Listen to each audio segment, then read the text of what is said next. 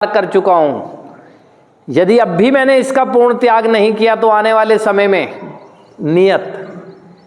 आपकी नीयत कैसी थी आपको पता चल जाएगा। नीयत ठीक नहीं थी, इसलिए असफल हुए।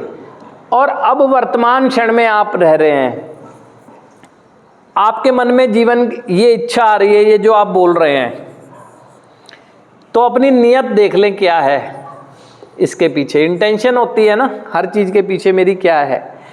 आज आप सब बैठकर ये कह रहे हैं कि मैं ये नहीं करूंगा, क्या वास्तव में ये आज के दिन जिस सिचुएशन में मैं बैठा हूं उस वजह से कह रहा हूं, या पास्ट में बिताए गए इसके चिंतन करने के बाद मैंने क्या खोया और मुझे क्या मिला इसके बाद तय कर रहा हूं, है ना। सोचना होगा ना। ये तो सिचुएशन की वजह से यहां आंख खुलते ही जैसी होश में आता हूं तो यही कहता हूं कि नहीं, है ना। तो बस इस नहीं के लिए आत्म संवाद और कर लें कि ये मेरे अंदर आने वाला जो नहीं है ये पास्ट की तरह वाला नहीं तो नहीं है। किसी परिस्थिति ने दबाव मेरे पे बनाया, किसी सिचुएशन में मैं हूं और मैं सोचता हूं कि अब ये चीज नहीं करूंगा तो फिर असफल हो जाऊंगा। क्योंकि चिंतन करना चाहिए ना, मुझे क्यों नहीं करना चाहिए। अपने से पूछो मुझे क्यों नहीं करना चाहिए, तब पता लगेगा ना मेरी नीयत क्या है आज के दिन ना। जब यही नीयत में खोट है तो यहां जीवन सुधार में कैसे कर लूंगा।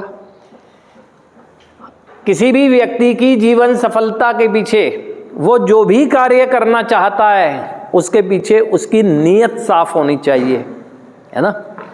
क्योंकि नीयत साफ होगी, मैंने पहले भी कहा है, अगर नीयत हमारी साफ होगी तो हमारी नीतियां ठीक बनेंगी। यानी ईमानदारी भरी नीयत, ईमानदारी भरी नीतियां बनाऊंगा, वैसी ही योजनाएं बनाऊंगा। जब योजनाएं वैसी बनेंगी तो उसके लिए सोच समझ के निर्णय लूंगा कि जो डिसीजन ले रहा हूं उसमें दूसरों का भला कितना है और मेरा कितना है। ईमानदारी होगी तो फिर मेरे के जो नतीजे आएंगे ना वो बिल्कुल ऐसे आएंगे कि मेरे को उत्साहित कर देंगे ये सब करते रहने के लिए। तो ये है मेरी लाइफ का प्लान। और वहां क्या था, क्या मेरे नेक इरादे थे, नेक नियति थी, है ना। अगर नहीं थी तो अब होनी चाहिए। यदि यहां पर बैठ के आप अगर कह रहे हैं इस बात को तो अपनी जांच खुद कर लें आत्म संवाद से, क्या वास्तव में मैं पूर्ण त्याग की भावना के साथ कह रहा हूं, या एक सिचुएशन में फंसा हूं, बैठा हूं और बस मैं अपने